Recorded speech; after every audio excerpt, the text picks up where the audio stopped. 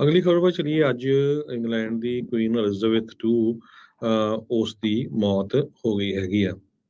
70 ਸਾਲ ਰਾਣੀ ਬਣੀ ਰਹੀ, 96 ਸਾਲਾਂ ਦੀ ਉਮਰ ਸੀ ਤੇ ਅੱਜ ਉਹਨਾਂ ਦੀ ਮੌਤ ਹੋ ਗਈ। 1952 ਦੇ ਵਿੱਚ ਉਹਨਾਂ ਦੇ ਜਿਹੜਾ ਆ ਥਰੋਨ ਪਾਇਆ ਗਿਆ ਸੀ। ਸੋ ਇਹ ਉਹੀ ਰਾਜੇ ਆ ਜਿਨ੍ਹਾਂ ਨੇ ਬਹੁਤ ਜ਼ੁਲਮ ਕੀਤਾ ਕਈ ਮੁਲਕਾਂ ਦੇ ਵਿੱਚ, ਇਨਕਲੂਡਿੰਗ ਇੰਡੀਆ ਦੇ ਵਿੱਚ ਤੇ ਉਸ ਤੋਂ ਬਾਅਦ ਸਾਊਥ ਅਫਰੀਕਨ ਕੰਟਰੀਜ਼ ਦੇ ਵਿੱਚ। ਪਰ ਅੱਜ ਸਾਰੇ ਹੀ ਮਹਾਰਾਣੀ ਨੂੰ ਜਿਹੜੇ ਆ ਉਹਦੇ ਅਫਸੋਸ ਕਰ ਰਹੇ ਹੈਗੇ। ਜੀ ਬਿਲਕੁਲ। ਕਾਫੀ ਲੰਮਾ ਸਮਾਂ ਜਿਹੜਾ ਹਰਜੋਤ ਸਿੰਘ ਜੀ 70 ਸਾਲ ਮੋਨਾਰਕ ਜਿਹੜਾ ਉਹ ਰਹੇ ਹੈਗੇ ਆ।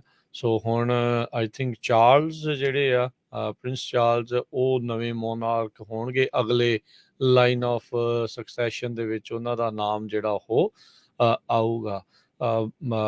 ਇਹਨਾਂ ਨੇ ਹਰਜੋਤ ਸਿੰਘ ਜੀ ਮੈਨੂੰ ਲੱਗਦਾ 13 ਰਾਸ਼ਟਰਪਤੀ ਤਾਂ ਅਮਰੀਕਾ ਦੇ ਹੀ ਜਿਹੜੇ ਆ 70 ਸਾਲਾਂ 'ਚ ਆਪਣੇ ਮੋਨਾਰਕ ਦੇ ਰਹਿੰਦੇ ਹੋਏ ਆ ਉਹ ਦੇਖੇ ਹੈਗੇ। ਦੁਨੀਆ ਭਰ ਦੇ ਵਿੱਚ ਤਖਤੇ ਪਲਟਦੇ ਹੋਏ ਇਹਨਾਂ ਤੋਂ ਦੁਨੀਆ ਨੂੰ ਆਜ਼ਾਦੀ ਜਿਹੜੀ ਉਹ ਮਿਲਦੀ ਹੋਈ ਕਈ ਮੁਲਕਾਂ ਦੇ ਵਿੱਚ ਜਿਹੜੀ ਉਹ ਦੇਖੀ ਆ।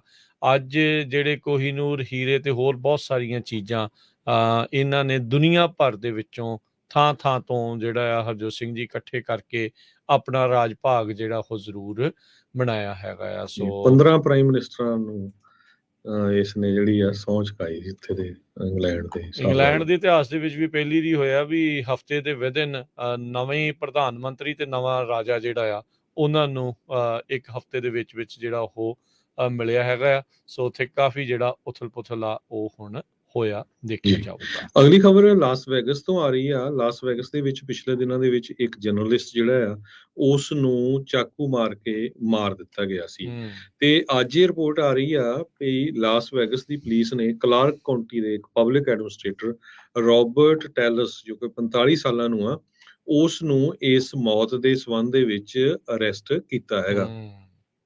ਰਿਵਿਊ ਜਰਨਲ ਦੇ ਰਿਪੋਰਟਰ ਜੈਫ ਜਰਮਨ ਦੀ ਉਸ ਦਿਨਾਂ ਦੇ ਦੌਰਾਨ ਹੀ ਮੌਤ ਹੋ ਗਈ ਜਿਸ ਟਾਈਮ ਦੇ ਉੱਤੇ ਇੱਕ ਇਨਵੈਸਟੀਗੇਟਿਵ ਰਿਪੋਰਟ ਉਹ ਕਰ ਰਿਹਾ ਸੀ ਗਵਰਨਮੈਂਟ ਦੇ ਆਫਿਸਰਸ ਦੇ ਸੰਬੰਧ ਦੇ ਵਿੱਚ। ਸੋ ਹੁਣ ਇਹ ਗਵਰਨਮੈਂਟ ਦਾ ਹੀ ਆਫੀਸ਼ੀਅਲ ਆ ਉਹ ਅਰੈਸਟ ਕੀਤਾ ਗਿਆ ਕਿਉਂਕਿ ਜੋ ਜਰਨਲਿਸਟ ਦੀ ਬੋਡੀ ਚੋਂ ਕਹਿੰਦੇ ਪਈ ਉਸ ਦੇ DNA ਦੇ ਕੁਝ ਸੈਂਪਲ ਲਏ ਗਏ ਤੇ ਉਹ ਇਸ ਦੇ ਨਾਲ ਮੈਚ ਕਰ ਗਏ।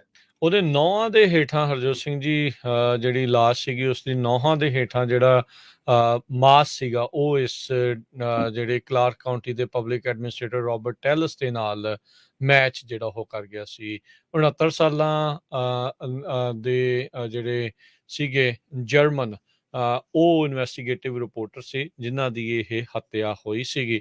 ਸੋ ਲਾਸ ਵੇਗਸ ਮੈਟਰੋਪੋਲੀਟਨ ਪੁਲਿਸ ਦੇ ਕੈਪਟਨ ਡੋਰੀ ਕੋਰਨ ਉਹਨਾਂ ਇਨਵੈਸਟੀਗੇਟਰਸ ਨੂੰ ਜਿਹੜਾ ਉਹ ਦੱਸਿਆ ਵੀ ਕ੍ਰਾਈਮ ਸੀਨ ਦੇ ਉੱਤੇ ਜਿਹੜੇ ਆ ਉਹਨਾਂ ਦਾ DNA ਲੱਭਾ ਆ।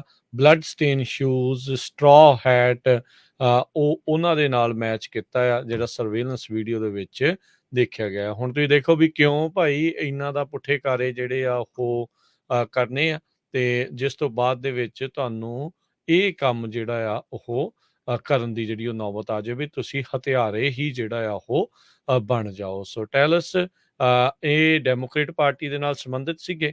ਰੀ-ਇਲੈਕਸ਼ਨ ਬਿਡ ਆਪਣੀ ਇਹਨਾਂ ਨੇ ਲੂਜ਼ ਕਰ ਗਏ ਸੀ ਜੂਨ ਦੀ ਜਿਹੜੀ ਉਹ ਪ੍ਰਾਇਮਰੀ ਦੇ ਵਿੱਚ। ਸੋ ਲਾਸ ਵੇਗਸ ਰਿਵਿਊ ਜਰਨਲ ਦੇ ਵਿੱਚ ਕੰਮ ਕਰਦੇ ਹੋਏ ਜਰਮਨ ਦੀ ਜਿਹੜੀ ਆ ਇਹ ਹੱਤਿਆ ਆ ਹੁਣ ਟੈਲਸ ਦੇ ਸਿਰ ਆਣ ਪਈ ਆ।